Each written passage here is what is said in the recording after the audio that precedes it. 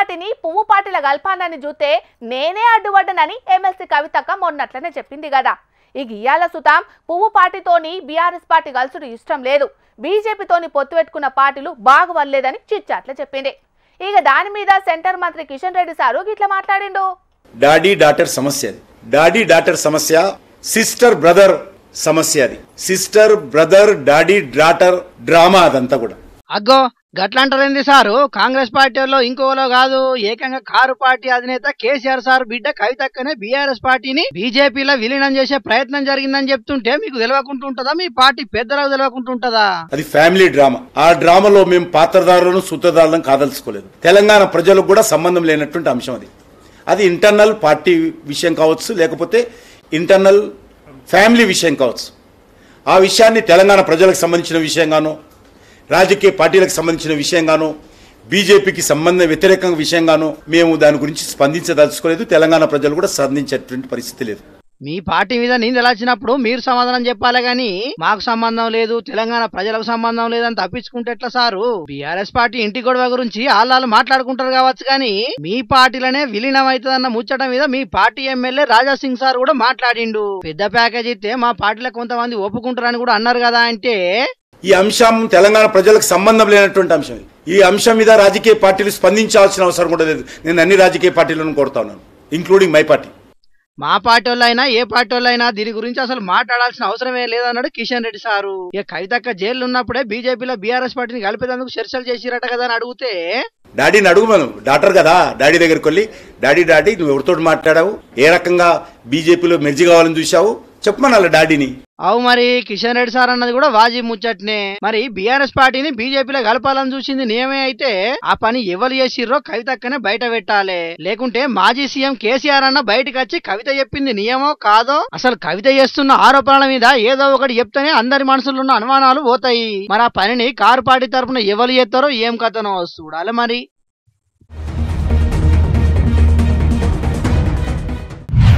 అర్హులైన పేదోళ్ళందరికీ ఇందిరమ్మ ఇండ్లు ఇస్తున్నామని ఇటు సీఎం రేవంత్ అన్నతో పాటు మంత్రులు, ఎమ్మెల్యేలు చెప్తున్నారు. అటు కాంగ్రెస్ పార్టీ పెద్దలు కూడా బగ్గనే ప్రచారం చేస్తున్నారు.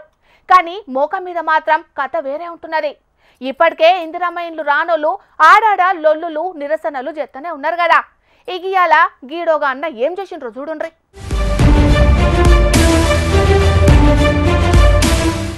ఇందిరమ్మ ఇల్లు రాలేదని చెప్పి ఇగో ఈడ హోర్డింగ్ ఎక్కిండు కదా గీ అన్న.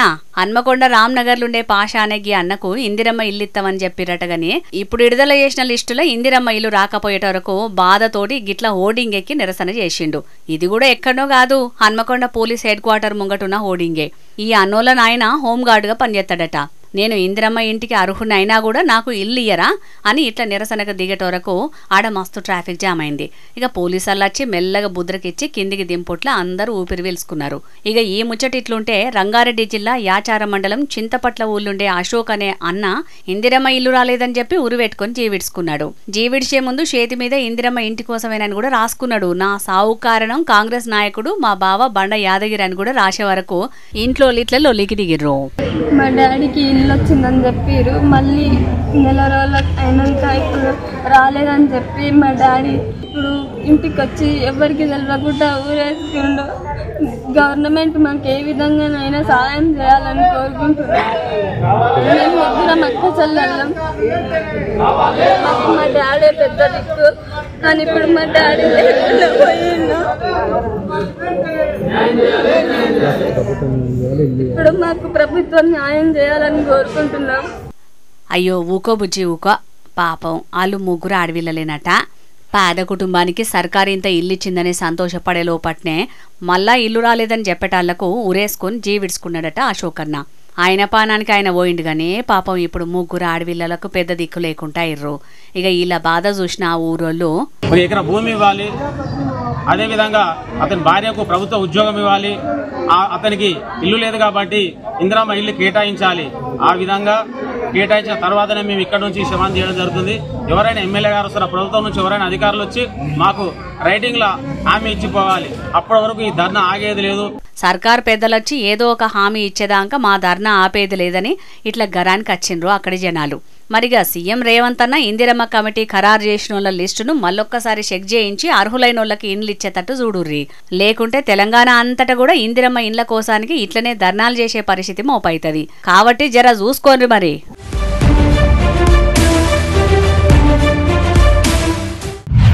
వడ్లు వంటలేరని ఒక రైతన్న వడ్ల బత్త నెత్తినెత్తుకోపోయి నిర్మల్ కలెక్టర్ ఆఫీసులో నిరసన చేసిన ముచ్చట నిన్న మన జోర్దార్లో చెప్పుకున్నాం కదా. అయితే ఇవాళ రైతన్నల సమస్యలు తెలుసుకోనికే కొనుగోలు సెంటర్ కాడికి పోయిండు మైబాద్ జిల్లా అడిషనల్ కలెక్టర్ సారు. మరి గాడు ఏమైందో ఏం కథో పురాగా ఆడుచుకుందాం పాండ్రి.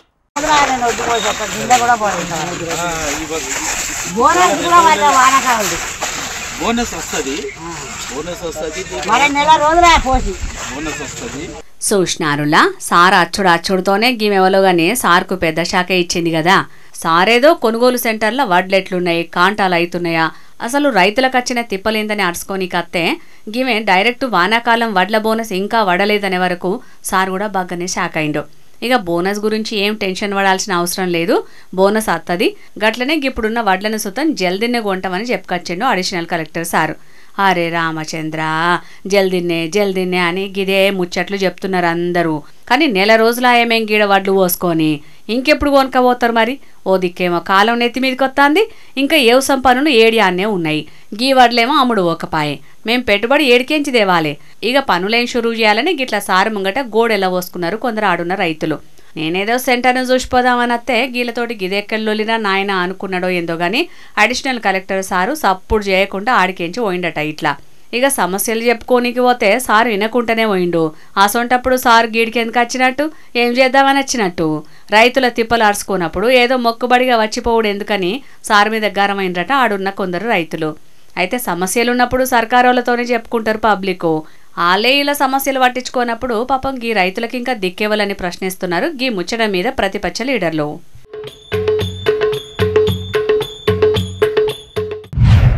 పబ్లిక్ ఇప్పుడు మా రాముల తాత ఏం వార్త తీసుకొస్తున్నాడో అరుచుకుందాం పాండ్రి. తాత ఏందయ్యాల్సి సంగతి? అరే ఇంకా గొట్టాలు రానట్టున్నాయి కదనే చాన్య. సరే ఇక రాని మన ఇలేకరానాలు అందరికీ ఈ వీడియోని అయితే పంపిర్రి, సరేనా? ఇక మరి సాల్వ్ చేద్దాం. ఈ గొట్టాలు అయితే మంచిగా వస్తానే కదా. మంచిగానే అయినొస్తున్నాయి గాని నువ్వు ముచ్చటేందో చెప్పయ్యా. ఈరోజు నేను ఈ విలేకరుల సమావేశం ఏర్పాటు చేసిన దానికి ముఖ్య కారణం ఏంటిదంటే, మా పార్టీ గురించి బయట అట్లా ఇట్లా అని ఇష్టం వచ్చినట్టు మాట్లాడతారు. మా పార్టీ లీడర్లు ఏరే పార్టీ లీడర్లతోటి కలిసి తిరుగుతారని, మా పార్టీని ఏరే పార్టీల విలీనం చేద్దామని చూసినామని బయటకు వచ్చి మైక్ల ముంగట ఇష్టం వచ్చినట్టు మాట్లాడతారు.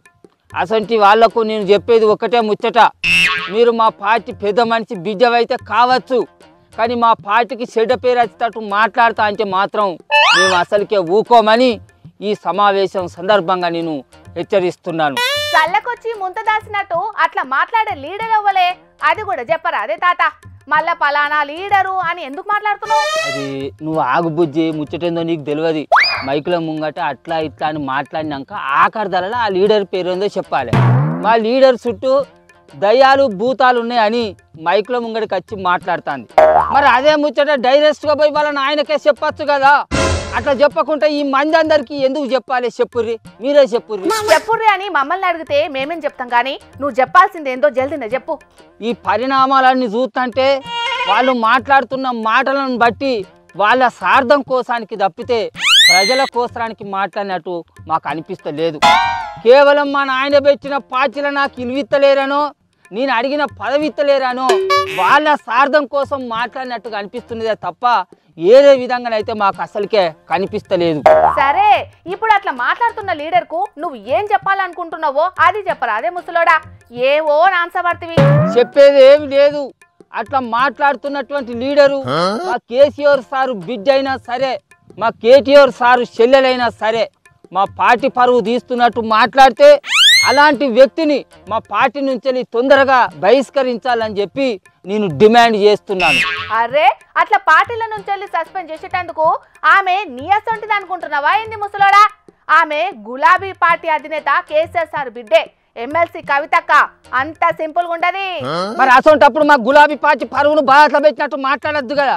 మా గులాబీ పార్టీలో కోవట్టులున్నారు అని మాట్లాడబట్టే మా గులాబీ పార్టీ పువ్వు పార్టీతో కలిసిపోయే అవకాశం ఉన్నది, కలుపుదామని చూసిర్రు, కానీ నేనే ఒప్పుకోలేదు అని మాట్లాడబట్టే. ఆ మాటలు విన్న రాజాసింగ్ సారేమో ఆ మాటలు నిజమే, కవితక్క అనేటి 100% కరెస్ట్ అని అనబట్టే. అంటే ఏందన్నట్టు చెప్పు. ఏంటంటే కవితక్క వాళ్ళ నాయన కేసీఆర్ సార్ కు రాసిన ఉత్తరాలు బయటికి ఎట్లొచ్చినాయి? పార్టీలా నా మీద ఎవలో కావాలనే కుట్ర చేస్తున్నారు, వాళ్ళెవలో బయటికి రావాలంటున్నది. బయటికి రావాలి అని ఈమె బయటకు వచ్చి మైకుల ముంగట మాట్లాడితే ఎత్తనట్టు చెప్పు. ఈమెతో మాట్లాడినంత మాత్రాన ఆ దయాలు ఎవరో బయటకు వచ్చి నేనే ఆ దయాన్ని అని చెప్పుకుంటారా చెప్పు. ఈ ముచ్చట వాళ్ళ నాయన కేసీఆర్ సార్కును ఈమెకు నడువున్న ముచ్చట. మరి ఈ ముచ్చట గురించి తెలుసుకోవాలని అనుకుంటే వాళ్ళ నాయన కేసీఆర్ సార్ దగ్గర పోయి కూర్చొని, నాయన మరి నేను నీకు రాసిన ఉత్తరాలు బయటకు ఎట్లా వచ్చినాయి, ఆ ఉత్తరాలను బయట పెట్టిన బయటబాజిగాడు ఎవడు అని చెప్పి మాట్లాడుకోవాలి. కానీ ఇట్లా బయటకు వచ్చి మైకుల ముంగట మా పార్టీని పజితపాలు చేస్తామనంటే ఎవరు ఊరుకుంటారు? ఊకోకుంటే ఏం చేస్తావు? అది వాళ్ళ కుటుంబ విషయం. ఇది వాళ్ళ కుటుంబ ముచ్చటే కావచ్చు, కానీ కారు పార్టీ వాళ్ళ సొంత పార్టీ కాదు.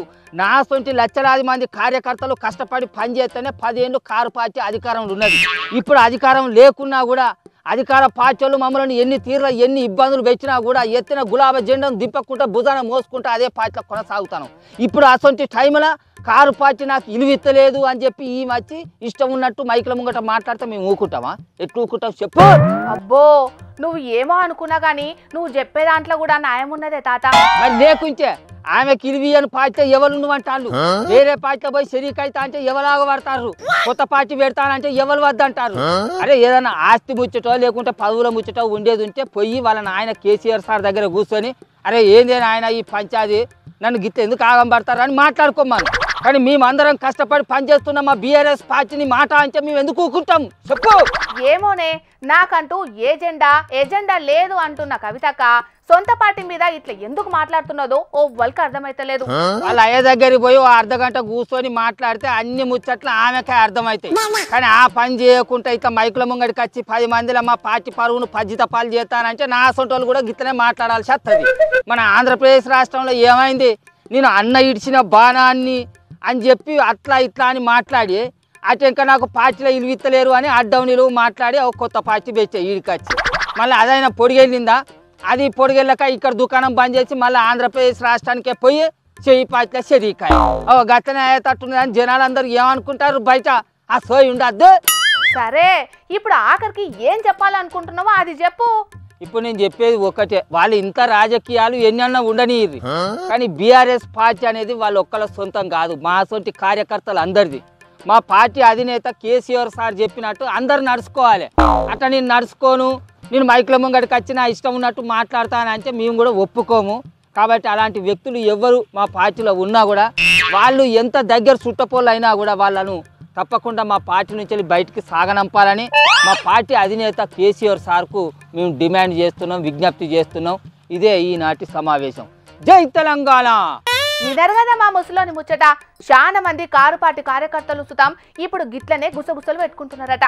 మరి ఇక ఇప్పటికైతే కేసీఆరే మా నాయకుడు, బీఆర్ఎస్ పార్టీ నా పార్టీ అని కవితక్క చెప్తున్నది. కానీ రేపట్లో ఏం జరుగుతుందో చూడాలి. మరి లక్షల జీతాలు తీసుకుంటున్నా కూడా కొందరు సర్కార్ కొలువు చేసేటోళ్ళు కాసుల కోసం కక్కుర్తి పడుతూనే ఉన్నారు. అడ్డగోలు ఆపొచ్చునకు పోయి అవినీతి సొమ్ముతోని అడ్డంగా బుక్కైతున్నారు. ఈ డిపార్ట్మెంటు ఆ డిపార్ట్మెంట్ అనే తేడా ఏం లేదు. ఏ డిపార్ట్మెంట్లో చూసినా భారీ తిమింగళాల లెక్కనే అవినీతి సొమ్మునంతా మింగుతున్నారు కొందరు ఆఫీసర్లు. అసొంటి అవినీతి తిమింగళం ముచ్చటే ఒకటి పట్టుకొచ్చిన చలో చూడండి.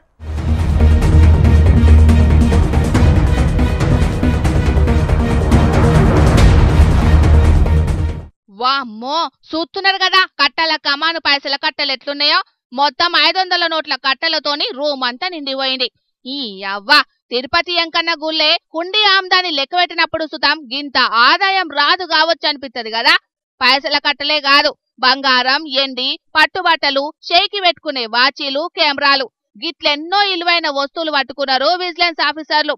మరి ఇన్నొద్దుల కానుంచి అక్రమంగా సంపాదించిండో లేకపోతే ఎంతమందిని బాధపెట్టి గింతగానం ఎన్కేసిండో తెలియదు గాని ఒడిశా రాష్ట్రం భువనేశ్వర్ల చీఫ్ ఇంజనీరింగ్ కొలువు చేస్తున్న సారంగి అనే గీ సారు ఇంట్ల విజిలెన్స్ ఆఫీసర్లు దాడి చేసే వరకు గీ అవినీతి సొమ్ము బయటపడ్డది.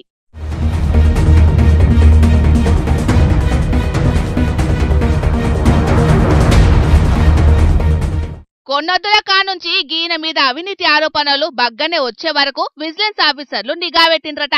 ఇక చెకింగ్ కానీ ఆఫీసర్లు ఇంటికి పోయే వరకు నోట్ల కట్టలని కిటికీలకెంచి బయటికి వారేసిండట గిట్లా. ఇక ఎంబడ్డ గీను అరెస్టు చేసి ఇంట్లో మొత్తం చెకింగ్లు చేసే వరకు 2 కోట్ల మీదనే అవినీతి సొమ్ము బయటపడ్డదట. మొత్తం బయటపడ్డ సొమ్మును లెక్కబెట్టనీకే 10 మంది ఆఫీసర్లు కట్టబడ్డారట. చూసిండ్రు కదా పబ్లిక్, సర్కారు కొలువు చేసేటోళ్లు కొందరు అడ్డగోలు ఎట్లా సంపాదిస్తున్నారో. అడ్డమైన వాటికి పర్మిషన్లు ఇచ్చుడు, అధికారాన్ని అడ్డం పెట్టుకుని అక్రమంగా అడ్డగోలు సంపాదన కూడా పెట్టుడు. గిదే పని చేస్తున్నారు చాలా మంది ఆడాడ. దొరికితే దొంగ లేకపోతే దొరన్నట్టే ఉన్నది అవినీతి ఆఫీసర్ల ముచ్చట.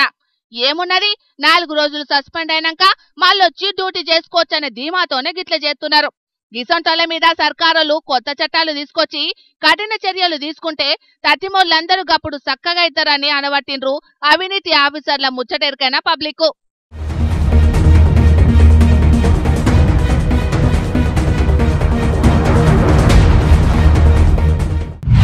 ఇయాల కూడా మీకోసం కొన్ని లిల్లీపుట్టు వార్తలు పట్టుకొచ్చినాం, మరి అభిసుతం చూసేయండి. వామ్మో, ఈయనెవలో గాని చూసిండ్రానుల్లా చేతిలో కుక్కను కదా పట్టుకొచ్చినట్టే పులిని ఎంత ధైర్యంగా పట్టుకొస్తున్నాడో. ఇక పులిని చూస్తనైతే ఒకటే మల్క 4 మీద దాడి చేసినంత బలంగా కనిపిస్తున్నది. ఆయన గీనేమో పులిని పట్టుకొని నడుతుంటే గింతల్ని పక్క వంటున్న ఉంకోలు పులితోని పరాశకాలు ఆడే వరకు దానికి బగ్గనే కోపం వచ్చి మీద దాడి చేసింది. అయితే థాయిలాండ్ దేశంలో ఉన్న ఒక జూ పార్కుల పులులతోని ఫోటోలు వీడియోలు తీసుకునే ఛాన్స్ ఇస్తారట ఆడున్నోళ్ళు. ఇక టికెట్ తీసుకొని పార్కులకు పోయినమంటే చాలు, ఏ జంతువుతోని కావాలంటే ఆ జంతువుతోని మంచిగా కలిసి ఫోటోలు వీడియోలు తీసుకోవచ్చు అన్నట్లు. ఇంట్లో చదువుకునే జీవాలకు గదా ట్రైనింగ్ ఇచ్చినట్టే వీటికి సుతం ఎవ్వరి మీద దాడి చేయకుండా ట్రైనింగ్ ఇస్తారట. ఇక వచ్చిన కస్టమర్లను అట్రాక్ట్ చెయ్యనింకే గీ తిరగా ప్లాన్ చేసిండ్రన్నట్లు ఆడున్న పార్కోలు. అయితే గీన సుతం గట్లనే పులితోని ఫోటోల కోసం జూ పార్కుకు పోయిందట. ఇక పార్కుల పులిని పట్టుకొని చక్కర్లు కొడుతుంటే పక్కపోంటున్న గీ మోతవారొచ్చి కట్టెతోని పులిని పరశాన్ చేసే వరకు గది గరమై దాడి చేసిండన్నట్లు. వామ్మో, గీనే ఉంటే మనం దాని కడుపులకు ఓవుడయ్యేటట్టున్నదని లగెత్తరో ఆజాము అనుకుంటా ఆడికెంచి పారిపోయినరంట గీలిద్దరు. పులిని దూరం నుంచి చూడాలనిపిస్తే చూసుకో, పులితోని ఫోటో దిగాలనిపించిందనుకో కొంచెం రిస్క్ అయినా పర్లేదు, ట్రై చేయొచ్చు. సరే కదా చనివిచ్చిందని పులితోని ఆడాలని చూస్తే వేటాడేస్తది అని యమదొంగ సినిమాల డైలాగ్ ని యాద్ చేసుకుంటా నవ్వుకుంటున్నారు ఈ వీడియో చూసిన పబ్లిక్. రాజస్థాన్ వాళ్ళ లగ్గాలకు పెట్టుబోతలు ఎట్లుంటాయిల్లా? పెళ్లి కొడుకుకిచ్చే కట్న కానుకలు చూస్తే మస్తు పరిశాన్ అవుతుంటారు చాలా మంది జనాలు. కోట్ల విలువైన భూములు, బంగారం, ఎండి గిట్లా ఎన్నో ఇలువగల వస్తువులను పెళ్లి పిల్లగానికి లగ్గంలో పెడుతుంటారు ఆడున్నోళ్ళు చాలా మంది. కానీ గివిలను చూసిన ఆరుల్లా వెరైటీగా పెళ్లి కొడుకుకిచ్చే కట్నాన్ని మొత్తం దండలెక్క చేసి మెడలేసిర్రు గిట్లా. మరి అందరి లెక్క లగ్గం చేస్తే ఏముంటుంది కిక్ అనుకున్నారో లేకపోతే ఏందో తెలియదు, కానీ పెళ్లి పిల్లగానికి పెట్టాల్సిన కట్నం మొత్తాన్ని గిట్ల దండలెక్క చేసిర్రాట. ఇక పిల్లగాన్ని ఎదుర్కొని పోయినప్పుడే దండం తీసి గీన మెడలేసిర్రు. చూస్తారు కదా, జెండా వందనం నాడు కదా కిలోమీటర్ల కమానం జాతీయ జెండాను పట్టుకొని ఊరేగింపు చేసినట్టే గివిల్లు చూస్తాం పైసల దండాన్ని ఎంత దూరం పట్టుకొని నిలబడ్డారో. మొత్తం 500 రూపాయల నోట్లతోని 1,33,00,000 విలువైన దండం తయారు చేసిర్రట గిట్ల. ఇక బంగ్లా మీదకి ఎక్కించి కింది దాకా చాలా మంది పట్టుకొని నిల్చున్నారు గింత పొడవైన దండను. ఇక పిల్లగాన్ని 3 అంతరాల బంగ్లా మీదకి ఎక్కించి ఇక నోట్ల కట్టను మెడలేసిర్రు. ఇక ఈ వీడియో సోషల్ మీడియాలో వైరల్ అయ్యే వరకు గీ లగ్గమేదో మన దిక్కైనా మంచిగుండు, 4 నోట్లు తీసి మంచిగా జేబులు వేసుకుందాం అని అనుకుంటున్నారట ఈ వీడియో చూసిన కొంతమంది పబ్లిక్. ఇవి 1000 విధాలంటే ఏందో అనుకుంటాం కానీ గిది చూస్తే నిజమేనా అనిపిస్తున్నదిలా. ఎవరన్నా పెళ్లి సంబరంలో దబ్బున బాంబులు వేల్చేది ఉంటే పరిస్థితి ఏంది అని గరమవుతున్నారు గివిళ్ళు వేషాలు చూసిన కొందరు పబ్లిక్.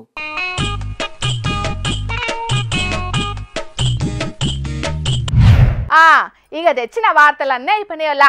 ఇవుల్లా తాజా పంట సమర్పించు ఇయాల్టి జోర్దార్ వార్తలు. మళ్ళొచ్చే జోర్దార్ల మళ్ళా కలుద్దాం. గప్పటిదాకా చూస్తూనే ఉండుండ్రి హెచ్ఎం టీవీ. గట్లనే ఇంకిన్ని మంచి మంచి వార్తల కోసం హెచ్ఎం టీవీ యూట్యూబ్ ఛానల్ని సబ్స్క్రైబ్ చేసుకోండి. గీసొంటి ముచ్చట్లు ఆడ మస్తుగుంటాయి. అన్ని ముచ్చట్లు మీ దాకా చేరాలంటే తప్పకుండా గంట కొట్టుండ్రి, లైక్ చేయండి, ఈ ముచ్చటను మీ దోస్తులకి షేర్ చేయండి. ఏమంటున్నా? సరే మరి, టాటా.